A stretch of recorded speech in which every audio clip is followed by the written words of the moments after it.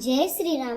पिछले वीडियो में हमने देखा था कि प्रभु श्री राम ने ताड़का का वध करके ब्राह्मणों को निर्भय कर दिया और फिर ऋषि विश्वामित्र जी के कहने पर धनुष यज्ञ देखने चले। अब आगे गौतम नारी श्राप बस उपल देह धरि धीर चरण कमल रज चाहती कृपा करहु रघुबीर सियावर रामचंद्र की जय। गौतम मुनि की स्त्री अहिल्या सापवश पत्थर की देह धारण किए बड़े धीरज से आपके चरण कमलों की धूली चाहती है। हे रघुबीर, इस पर कृपा कीजिए।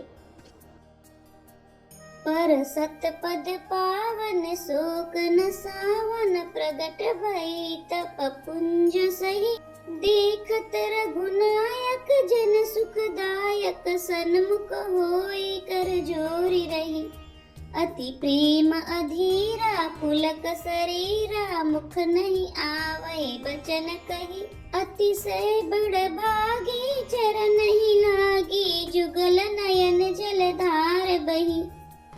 श्री राम जी के पवित्र और शोक को नाश करने वाले चरणों का स्पर्श पाते ही सचमुच वह तपोमूर्ति अहिल्या प्रकट हो गई। भक्तों को सुख देने वाले श्री रघुनाथ जी को देखकर वह हाथ जोड़कर सामने खड़ी रह गई। अत्यंत प्रेम के कारण वह अधीर हो गई। उसका शरीर पुलकित हो उठा। मुख से वचन कहने में नहीं आते थे।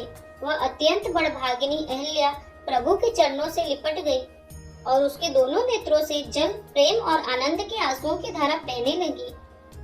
धीरज मन कीन्हा प्रभु कहूँ चीन्हा रघुपति कृपा भगति पाई अति निर्मल बानी स्तुति टानी ज्ञान गम्य जय रघुराई। मैं नारी पावन प्रभु जग पावन रावण री पूजन सुखदाई राजीव बिलोचन भव भय मोचन पाहि पाहि शरण नहीं आई। फिर उसने मन में धीरज धरकर प्रभु को पहचाना और श्री रघुनाथ जी की कृपा से भक्ति प्राप्त की। तब अत्यंत निर्मल वाणी से उसने इस प्रकार स्तुति प्रारंभ की। हे ज्ञान से जानने योग्य श्री रघुनाथ जी, आपकी जय हो। मैं सहज ही अपवित्र स्त्री हूँ और हे प्रभु, आप जगत को पवित्र करने वाले, भक्तों को सुख देने वाले और रावण के शत्रु हैं। हे कमल नयन, ये संसार जन्म मृत्यु के भय से छुड़ाने वाले, मैं आपकी शरण आई हूँ। मेरी रक्षा कीजिए, रक्षा कीजिए। मुनि श्राप जो दीना अति भल कीना परम अनुग्रह में माना देखो भरी लोचन हरि भव मोचन यही लाभ शंकर जाना। बिनती प्रभु मोरी मैं मति भोरी नाथ न मांगो बर आना पद कमल परागा रस अनुरागा मम मन मधुप करे पाना। मुनि ने जो मुझे श्राप दिया सो बहुत ही अच्छा किया। मैं उसे अत्यंत अनुग्रह करके मानती हूँ कि जिसके कारण मैंने संसार से छुड़ाने वाले श्री हरि को नेत्र भर देखा। इसी आपके दर्शन को शंकर जी सबसे बड़ा लाभ समझते हैं। हे प्रभु, मैं बुद्धि की बड़ी भोली हूँ। मेरी एक विनती है, हे नाथ, मैं और कोई वर नहीं मांगती, केवल यही चाहती हूँ कि मेरा मन रूपी भौरा आपके चरण कमलों की व्रज के प्रेम रूपी रस का सदा पान करता रहे। जेहि पद सुर सरिता परम पुनीता प्रकट भई शिव शीस धरी सोई पद पंकज जहि पूजत अज मम सिर धरे कृपाल हरि। ए भांति सिधारी गौतम नारी बार बार हरि चरण पर जो अति मन भावा सो भरु पावा गए पति लोक आनंद भरी।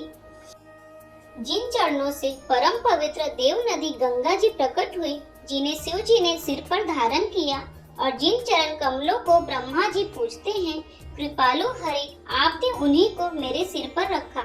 इस प्रकार स्तुति करती हुई बार बार भगवान के चरणों में गिरकर जो मन को बहुत ही अच्छा लगा, उस वर को पाकर गौतम की स्त्री अहिल्या आनंद में भरी हुई पति लोक को चली गई।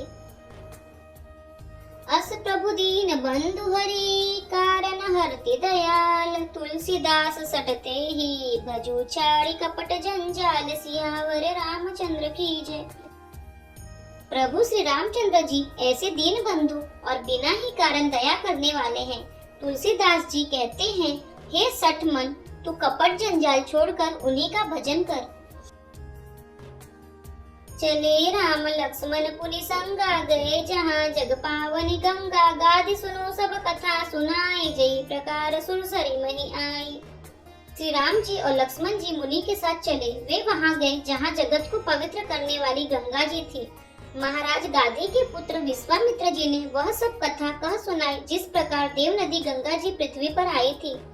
तब प्रभु ऋषि न समेत नहाए, विविध दान मही देव निपाई। हर्षि चले मुनि वृंद सहाया, बेगी विधि नगर नियर आया।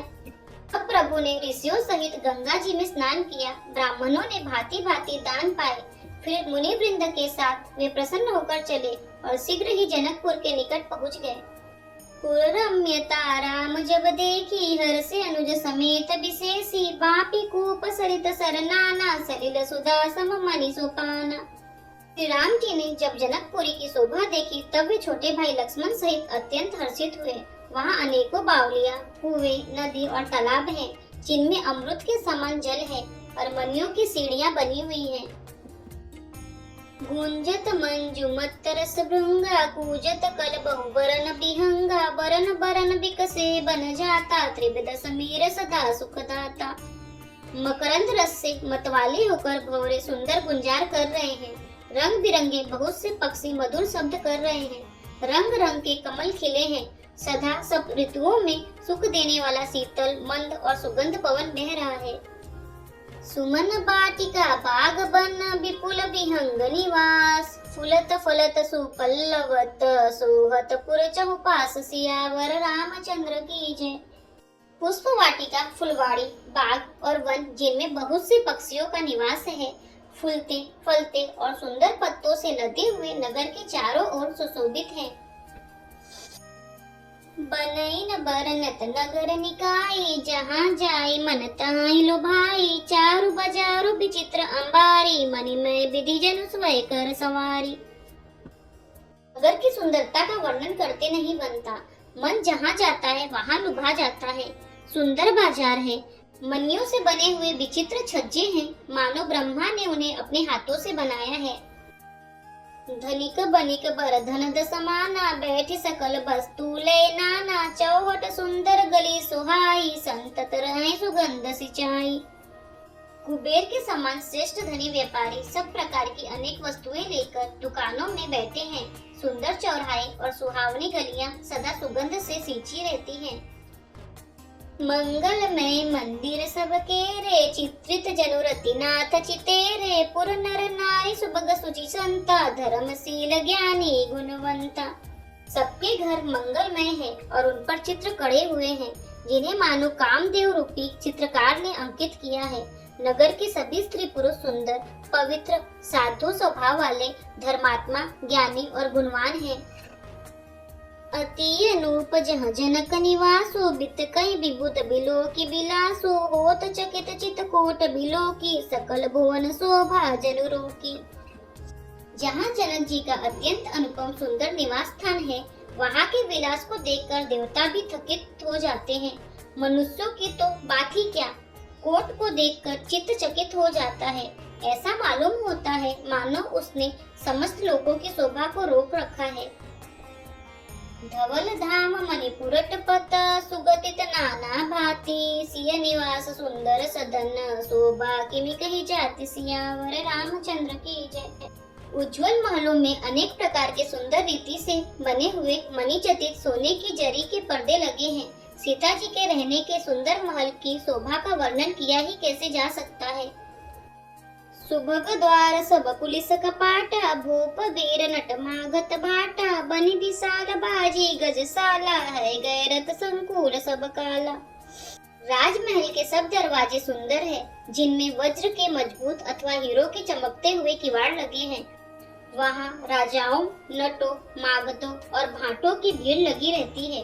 घोड़ों और हाथियों के लिए बहुत बड़ी बड़ी घुड़सालें और गजशालाएं बनी हुई हैं, जो सब समय घोड़े, हाथी और रथों से भरी रहती हैं। सुर सचिव सेनप बहु तेरे, नृप गृह सरिस सदन सब केरे, पुर बाहिर सर सरित समीपा, उतरे जह तह विपुल महीपा। बहुत से सूरवीर मंत्री और सेनापति हैं। उन सबके घर भी राजमहल सरीके ही हैं। नगर के बाहर तालाब और नदी के निकट जहाँ तहाँ बहुत से राजलोग उतरे हुए हैं। देखी अनुप एक और आए, सब सुपास सब भांति सुहाए, कौशिक कहो मोर मनुमाना, यहाँ रहे रघुबीर सुजाना। वहीं आमों का एक अनुपम बाग देखकर जहाँ सब प्रकार के सुविधे थे और जो सब तरह से सुहावना था, विश्वामित्र जी ने कहा, हे सुजान रघुवीर, मेरा मन कहता है कि यहाँ रहा जाए।